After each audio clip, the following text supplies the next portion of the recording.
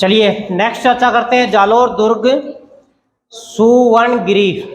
ध्यान रहे राजस्थान में दो दुर्ग एक ही नाम जैसे लगते हैं, एक तो है सुवर्णगिरी और दूसरा है स्वर्णगिरी। इसमें कंफ्यूज नहीं होना है, लेकिन यहाँ पर हमारे ये संज्ञान में है बात कि एक स्वर्णगिरी है और एक सुवर्णगिरी है। पेपर में जाने के बाद कंफ्यूज नहीं होना है, ठीक है ना।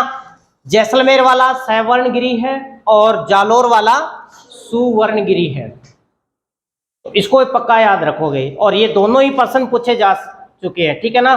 सवर्णगिरी भी पूछा जा चुका है और सुवर्णगिरी भी पूछा जा चुका है। जालोर का जो दुर्ग है, अब पहली बात मैं आपको बता देता हूं कि जालोर जो है वो नाथ संप्रदाय के जालंधर नाथ की तपोस्थली है। किसकी? नाथ संप्रदाय के जालंधर नाथ। जालंधर नाथ का नाम सुना है? जालंधर नाथ, मच्छेंद्र नाथ, गोरखनाथ, गुरु, आपने गोगाजी चौहान का नाम सुना होगा, लोक देवता गोगाजी चौहान सुना है ना। गोगाजी चौहान के गुरु थे गुरु गोरखनाथ, और गुरु गोरखनाथ के जो गुरु थे वो मच्छेंद्र नाथ थे, और मच्छेंद्र नाथ के गुरु थे जालंधर नाथ। जालंधर नाथ की तपोस्थली थी जालोर, इसलिए इस कस्बे का नाम सीधा जालोर पढ़ने से पहले इसका नाम पड़ा था जालहुर। क्या पड़ा था? जालहुर। एक चीज तो ये, दूसरी बात, एक जाल का पौधा होता है। जाल एक वनस्पति होती है, पेड़ों के ऊपर लिपट जाती है। जो भी पेड़ है उस पेड़ के ऊपर शायद पीले कलर की, पेड़ को फिर वो आगे नहीं बढ़ने देती। और ये पूरे राजस्थान के अंदर सबसे ज्यादा कौन से जिले में है? जालोर में। उसकी वजह से जालोर का नाम जालोर पड़ा हुआ है। इसका एक नाम और हुआ करता था, जावालीपुर। क्या नाम था? जावालीपुर। ये जालोर के ही नाम है, ठीक है ना। और इसमें ध्यान ये भी ध्यान रखना है कि जो जालोर के उपनाम है वो ही बाद में दुर्ग के उपनाम बनते गए। तो जो पहले मैं यहाँ पर उपनाम लिखवा देता हूँ आपको, फटाफट आपके पता चल जाएगा। देखिए इस दुर्ग का एक नाम तो आपने लिख लिया सुवर्णगिरी, एक इसका नाम है सोनगढ़। सीधा प्रश्न पूछ लिया जाए सोनगढ़ दुर्ग कहाँ स्थित है, तो जालोर। इसी का ही नाम है सोनलगढ़।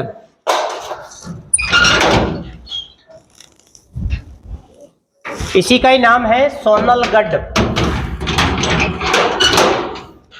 ये भी लिखोगे, जालोर दुर्ग का नाम है सोनलगढ़, और एक नाम मैंने ऊपर लिख रखा है उधर जालहुर। जाबलीपुर भी लिख दो। अब देखिए जाबालीपुर, जाबलीपुर अपभ्रंश होके कैसे भी लिखा जा सकता है, जाबलीपुर भी आ जाए तो भी उत्तर आपको क्या देना है? जालोर, ठीक है ना। इसके अलावा जिस पहाड़ी पर ये है उस पहाड़ी के नाम की वजह से इसका नाम रखा गया है, सीधा लिख लीजिए आप, सोनगिरी लिखो। सोनगिरी पहाड़ी पर होने की वजह से इसको सोनगढ़ कहा गया है, ठीक है ना। कांचनगिरी भी इसको बोलते हैं। इस पहाड़ी का नाम एक और क्या है? कांचनगिरी, ठीक है। दुर्ग के नाम की तरफ आप लिखेंगे तो जालंधर दुर्ग भी इसको कहा गया है, जालंधर दुर्ग, उस जालंधर नाथ की वजह से, ठीक है। और आपको पता है अलाउद्दीन खिलजी ने जब जालोर को जीत लिया था, कानड़देव और विरमदेव सोनग्रा चौहान को जब मार दिया था, तो अलाउद्दीन खिलजी ने इस दुर्ग का नाम चेंज किया था। इसका नाम रखा था जलालाबाद। क्या रखा था? जलालाबाद। तो इसका नाम ये भी आपको याद रखना है, जलालाबाद दुर्ग।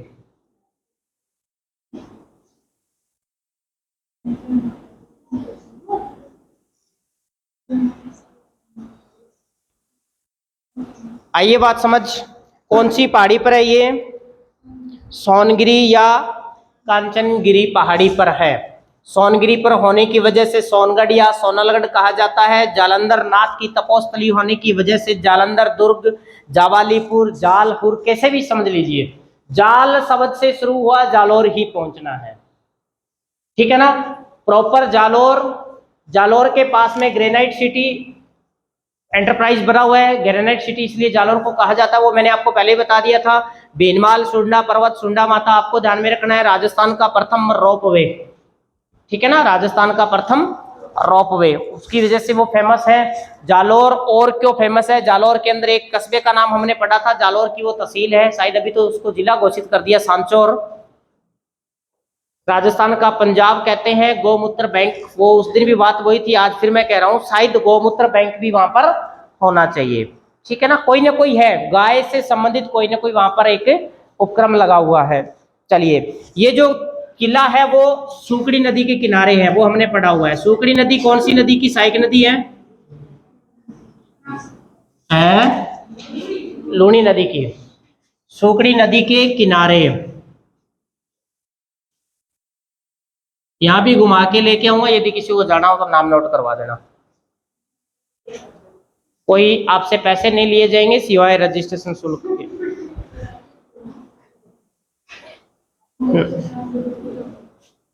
प्रश्न आ जाए कि जालौर का किला कौन सी पहाड़ी पर है, तो दो नाम आपको ध्यान में रखने हैं, सोनगिरी और कांचनगिरी, या कनकाचल भी नाम आ जाए, कनकाचल, ठीक है ना, कनकाचल नाम आ जाए तो भी याद रखना है।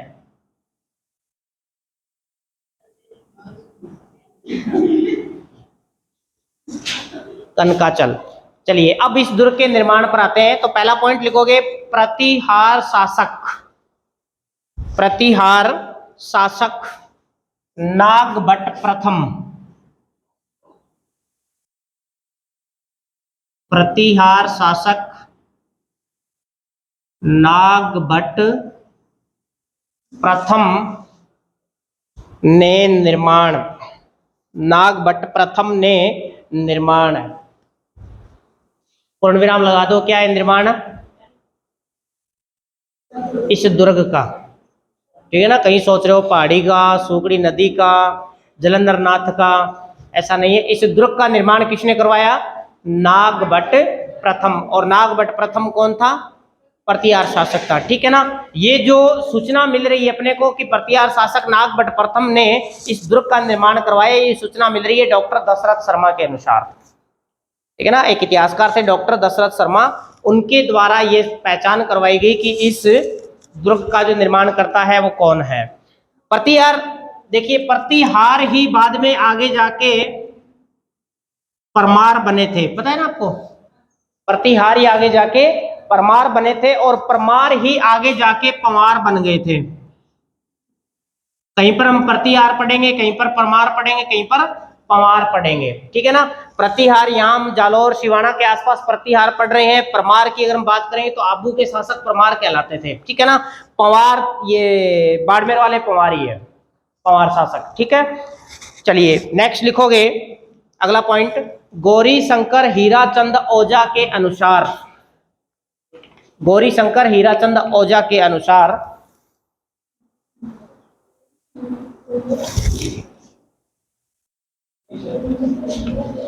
दोबारा बोलो नाम, गौरी शंकर हीराचंद ओझा के अनुसार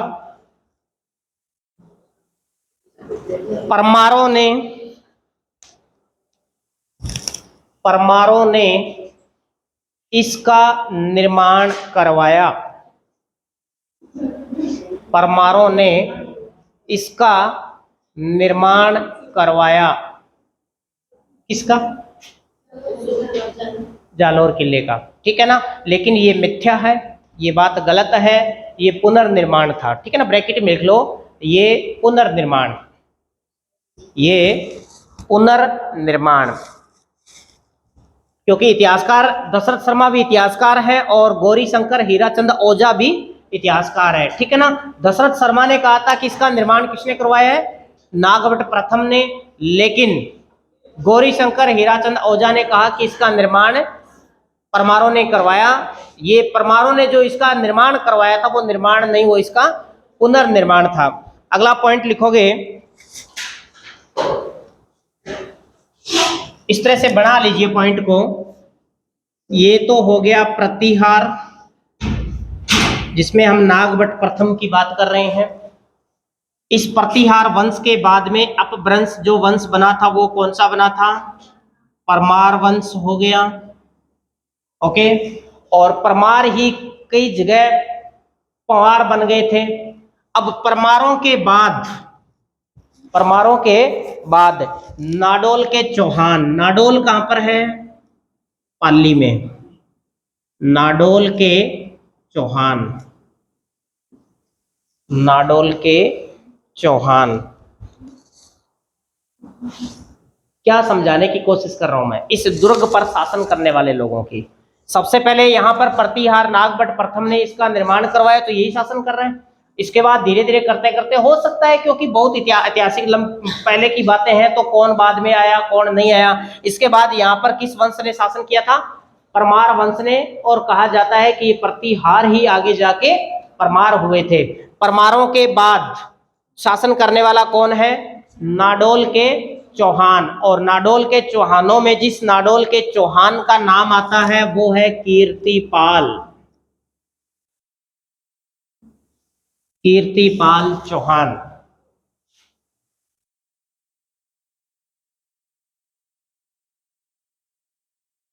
ओके, इस कीर्तिपाल को कित्तू कहा जाता है, कित्तू, ठीक है ना। इसका इतिहास में उपनाम है कित्तू चौहान।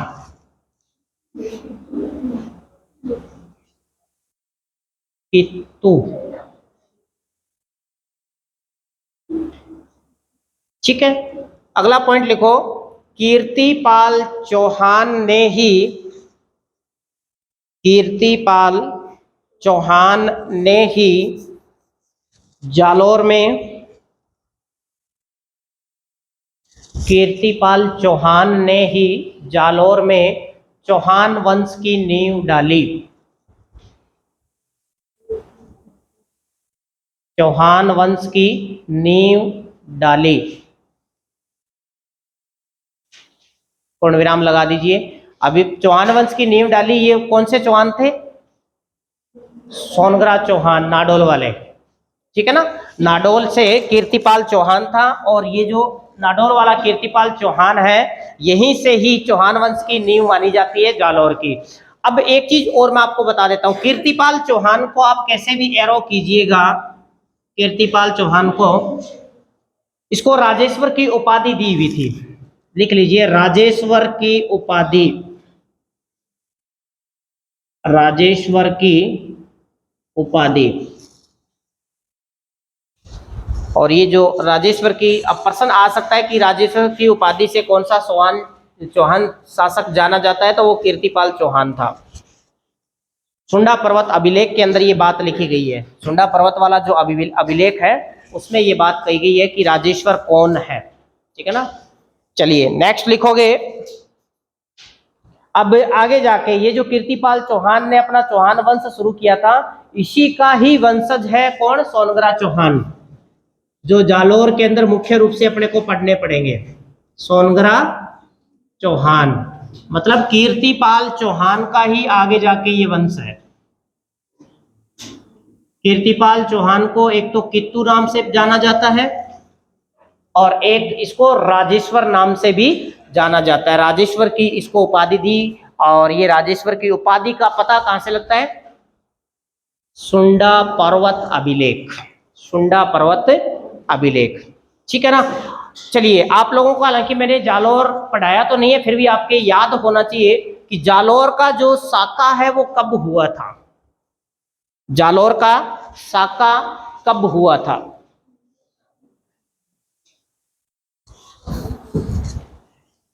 एक बार के लिए समझोगे, मान लीजिए कि ये अपने पास एक सुंदर सा राजस्थान, मारो राजस्थान, ठीक है ना, ये राजस्थान है। राजस्थान के अंदर दिल्ली का एक शासक जिसका नाम है अलाउद्दीन खिलजी, अच्छी तरह से समझोगे इस चीज को, दिल्ली का शासक अलाउद्दीन खिलजी। इस अलाउद्दीन खिलजी ने राजस्थान में 4 अटैक किए थे। कितने? 4 अटैक। यहां राजस्थान में सवाई माधोपुर है, ठीक है ना, सवाई माधोपुर के अंदर एक प्रसिद्ध दुर्ग है, प्रसिद्ध जगह है जिसका नाम है रणथंभौर। पृथ्वीराज चौहान के बेटे गोविंदराज ने यहाँ पर चौहान वंश की नींव डाली थी, ये हमने पढ़ा है रणथंभौर, ठीक है ना। पहला जो अटैक किया था वो कहां पर किया था? रणथंभौर। और रणथंभौर का उस समय शासक था हमीर चौहान। कौन था? हमीर चौहान, जिसको हटीला राजा बोलते हैं, ठीक है ना, हटीला राजा। और ये जो टाइम था वो 1301 का। तो राजस्थान का पहला साका कब हुआ था? 1301 में। हमीर देव चौहान रणथंभौर के शासक के ऊपर अटैक किया था अलाउद्दीन खिलजी ने। इसके बाद 1303 के अंदर, 1303 में ये जो मैंने जगह बनाई है, ये जगह कौन सी है? चित्तौड़। चित्तौड़ का शासक कौन है? रावण रतन सिंह। पद्मनी वाला किस्सा आपका सुना हुआ है। 1303 में अलाउद्दीन खिलजी ने रावल रतन सिंह पर अटैक किया। तो राजस्थान का दूसरा साका कहां पर हुआ था? चित्तौड़। और चित्तौड़ का पहला साका कब हुआ था? 1303। ये पता है आपको क्यों हो रहे हैं साके? शायद मैंने आपको पहले बता दिया है। देखिए, अलाउद्दीन खिलजी की एक पत्नी थी, एक नहीं वैसे तो बहुत थी, लेकिन जिसकी मैं चर्चा बता रहा हूं वो कौन है?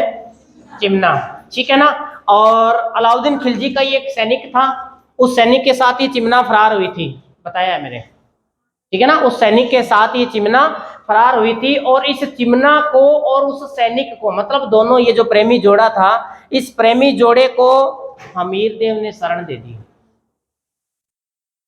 दुश्मनी हो गई। समझाइए बात है।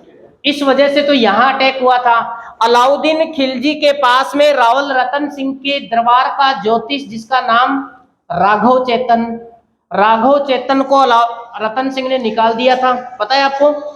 और राघव चेतन किससे जाके मिलता है? खिलजी को बोलता है कि रतन सिंह की जो पत्नी है वो बहुत सुंदर है। और ये अलाउद्दीन खिलजी इसी तय में लगा रहता था हमेशा ही, ठीक है ना। इसको पता चल गया कि वहां पर ये लेडी, वो कोई भी बिरादरी की हो, राजघराने की हो, नहीं हो, कोई मतलब नहीं था, इसको मतलब था कि सुंदर होनी चाहिए। तो अलाउद्दीन खिलजी रतन सिंह के साथ मित्रता करता है, इसको यहां बुलाता है, ये यहां आता है। धीरे धीरे करते करते ये बात पद्मिनी को पता चल जाती है कि उसकी नीयत खराब है। रतन सिंह का वहां जाना बंद हो जाता है। खिलजी इस बात को समझ जाता है कि रतन सिंह अब वो नहीं रतन सिंह रहा जो शुरुआत में, जिसको मैं जाल में लेने की कोशिश कर रहा था। तो खिलजी ने डायरेक्ट तरीका अपना लिया कि अगर मेरी नहीं तो बड़ा बड़ा हुआ संतानी है। तो इसलिए रतन सिंह के ऊपर अटैक किया और रतन सिंह मारा जाता है और पद्मिनी ने जोहर किया था। अब यहां बाड़मेर है, बाड़मेर में एक जगह है जिसका नाम है सिवाना।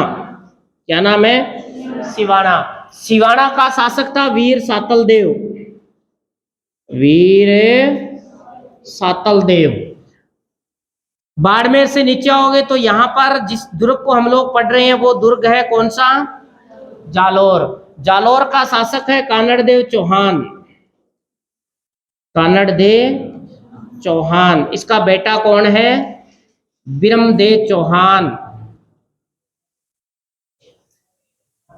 अलाउद्दीन खिलजी की एक बेटी थी सुंदर सी, जिसका नाम था फिरोजा। और ये जो फिरोजा है वो बिरमदेव के लिए रोजा रख रही थी। समझाई बात है। अब बिरमदेव को पता था अलाउद्दीन खिलजी के परिवार के स्टेटस के बारे में कि इसका परिवार कैसा है। खुद वाली तो गई, खुद किसी और के पीछे, ठीक है ना। तो यदि मैं ऐसे खानदान में अपना ससुराल बनाऊं तो इससे बढ़िया तो मर जाऊं तुम्हारा ही। लेकिन अलाउद्दीन खिलजी ने ब्रह्मदेव के पिता कानड़देव को समझा दिया, ब्रेन वॉश किया। तो कानड़देव तो मान गया था, लेकिन ब्रह्मदेव नहीं माना। ब्रह्मदेव ने अपने बाप को समझाया कि पापा ये वाली तो रिश्तेदारी ठीक नहीं है, ठीक है ना, मैं उजड़ जाऊंगा, वो सामान लाके की करना मैंने। अपना ये जो किला विला है सारे के सारे सूकड़ी नदी में मिलेंगे। हाँ, नाम ही सूकड़ी था, पानी चलता था। ठीक है ना। तो कहते हैं कि ब्रह्मदेव चौहान को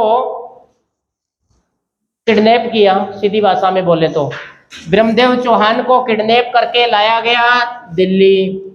कमरे में फिट बोल दिया गया, एक रात का आपके पास टाइम है, सुबह पूछेंगे। पूछेंगे क्या, जवाब यस में आना चाहिए, नहीं आया तो तेरा किस्सा खत्म। ब्रह्मदेव रात को ही कोई बाथरूम वो बहाना लिए है, चौकीदार ने गोली दी है, फरार हो गया वहां से। ठीक है ना। उस टाइम के बाद से आज तक के जितने भी मर्द है ना, वो अपनी पत्नी से फरार ही रहते हैं हर टाइम, पता नहीं क्यों। ठीक है ना, डरते हैं। सुबह 7 बजे आते हैं, 4 बजे तक घर में नहीं घुसते। ठीक है ना।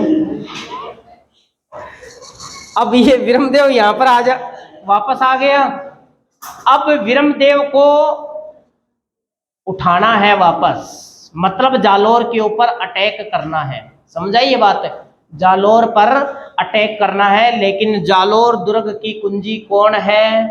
सिवाना दुर्ग, याद रखना। रणथंबोर दुर्ग की कुंजी मैंने आपको बताई थी, रणथंबोर दुर्ग की कुंजी। और जालोर दुर्ग की जो कुंजी है वो कौन सी है? सिवाना। जालोर पर अटैक करने से पहले किसको जीतना पड़ेगा? सिवाना को। अलाउद्दीन खिलजी ने क्या किया, अपना सेनापति भेजा और कि सिवाना को जीत लीजिए।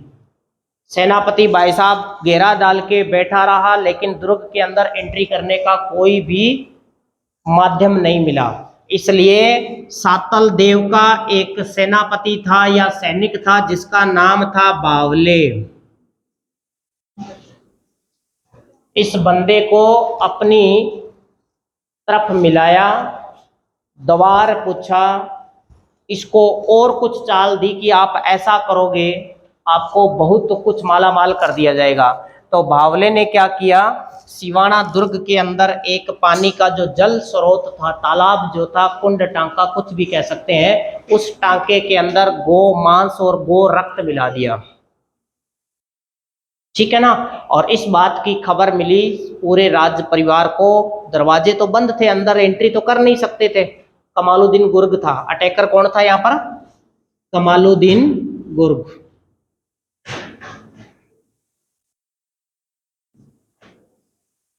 ठीक है ना। अब ये गुर्ग से ताबे नहीं आई थी बात, इसलिए इसने अलाउद्दीन खिलजी को बुला लिया था यहाँ पर। तो बाद में बावले ने विश्वासघात किया, दुर्ग के अंदर घुसने का रास्ता मिल गया और सिवाना दुर्ग के अंदर वीर सातलदेव वीर गति को प्राप्त हुए और जो भी रानियां थी उन्होंने जोहर किया था। कहानी है 1308, 1301, 1303, 1308। अब जब कुंजी को जीत लिया गया तो जालोर को जीतना है, और जालोर को इसने जीता था 1300।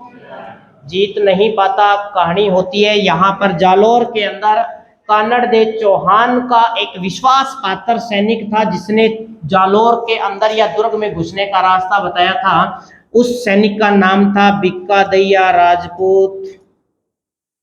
बिक्कादैया राजपूत को अलाउद्दीन खिलजी ने बोला कि तेरे को बहुत सारा पैसा दे देंगे, अंदर घुसने का माध्यम बता दे। और ये राजपूत भाई साहब पैसों के लालच में इसने बताया, पैसों की गठरी बांधी, घर गया, घर जाकर अपनी पत्नी को ले जाके पैसे दिए। और पैसे दिए तो पत्नी ने पूछा कितने पैसे कहाँ से मिले, तो इसने पत्नी को झूठ बोला नहीं, बोल दिया ऐसे ऐसे करके मैंने दवार बता दिया। पत्नी के हाथ में बैलन था, सर में मारा, बिक्कादैया राजपूत मर गया। उसके बाद से सारे पुरुष औरत के बैलन से डरते हैं। समझाइए बात है। तो 4 अटैक किए थे अलाउद्दीन खिलजी ने और चारों जगह राजस्थान में साके हुए थे। 1301, 3, 8, 11। समझा गई बात। 1 में हमीर था, 3 में रतन सिंह, 8 के अंदर वीर सातलदेव और 11 में कानड़ देव और ब्रह्मदेव चौहान। यहाँ पर जो गद्दार था वो बिक्कादैया राजपूत था, यहाँ पर जो गद्दार था वो बावले था, यहाँ पर जो गद्दार था वो राघव चेतन था। यहाँ गद्दारी का कोई मेरे को पता नहीं है। ठीक है ना, किसने की है। कुल मिला के ये सारे कैरेक्टर यदि याद रह गए तो जालोर दुर्ग अपने आप ही अपने याद रह जाता है। ठीक है, तो बाकी जालोर दुर्ग से संबंधित जो भी बातें हैं उन पर हम चर्चा करेंगे अगले सेशन में।